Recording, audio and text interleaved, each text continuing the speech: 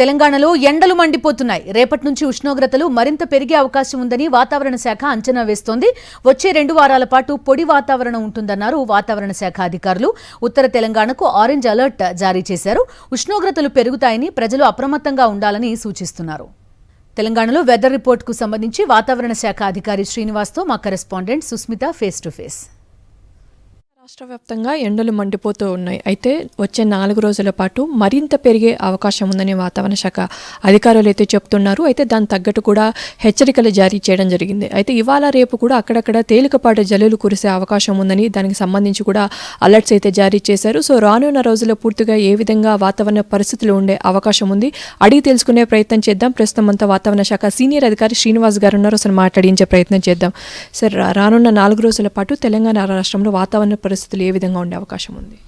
మనకి గత 3 రోజులు బట్టి టెంపరేచర్లు రెగ్యులర్గా పెరగడం జరుగుతుంది. సో కానీ నిన్న జరిగిన కొన్ని ఆకస్మిక మార్పుల వల్ల మనకి మొన్నటి నుంచి నిన్నటికి మ్యాక్సిమం టెంపరేచర్ చూసుకున్నట్టయితే వివిధ ప్రాంతాల్లో మనకి అరౌండ్ 1 to 1.5 degrees తగ్గడం జరిగింది. సో ప్రస్తుతం మనము అందుకని హీట్ వేవ్ అయితే విత్డ్రా చేసుకోవడం జరిగింది. ఇప్పుడు మనకి ఉత్తర తెలంగాణలో కూడా టెంపరేచర్లు 44 డిగ్రీల వరకు మాత్రమే రాగల 4-5 రోజుల్లో ఉండే అవకాశం కనిపిస్తున్నందున రెడ్ అలర్ట్ విత్డ్రా చేసి ఆరెంజ్ అలర్ట్ పెట్టడం జరిగింది. ఈ రోజు నుంచి చూసినట్టయితే మనకి ఈ ఉత్తర తెలంగాణ ప్రాంతంలో ఈ ఉత్తర తెలంగాణలో నుంచి మించి అన్ని జిల్లాల్లోనూ ఆరెంజ్ అలర్ట్, అలాగే ఉమ్మడి మహబూబ్నగర్ జిల్లా ప్రాంతంలో కూడా ఆరెంజ్ అలర్ట్. రేపు కూడా మనకి పశ్చిమ జిల్లాలు కూడా యాడ్ అవుతాయి. ఎల్లుండి నుంచి మన సిటీలో కూడా 41 డిగ్రీలు దాటే అవకాశం ఉంది. ఈ రకంగా మనకి 5వ రోజు చూసినట్టయితే మొత్తం స్టేట్ అంతా కూడా ఆరెంజ్ అలర్ట్లో ఉండే అవకాశం ఉంది.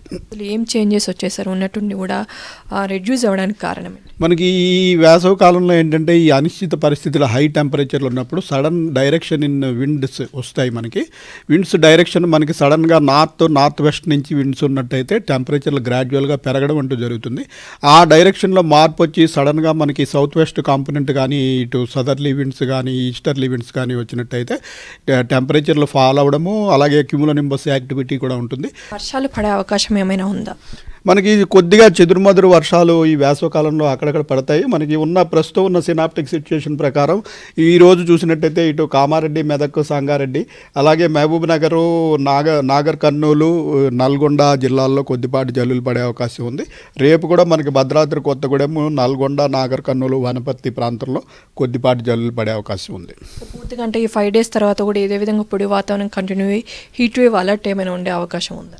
యాక్చువల్గా అయితే మనకి టెంపరేచర్స్ రాగల 10 రోజుల వరకు కూడా రైజే చూపిస్తున్నాయి.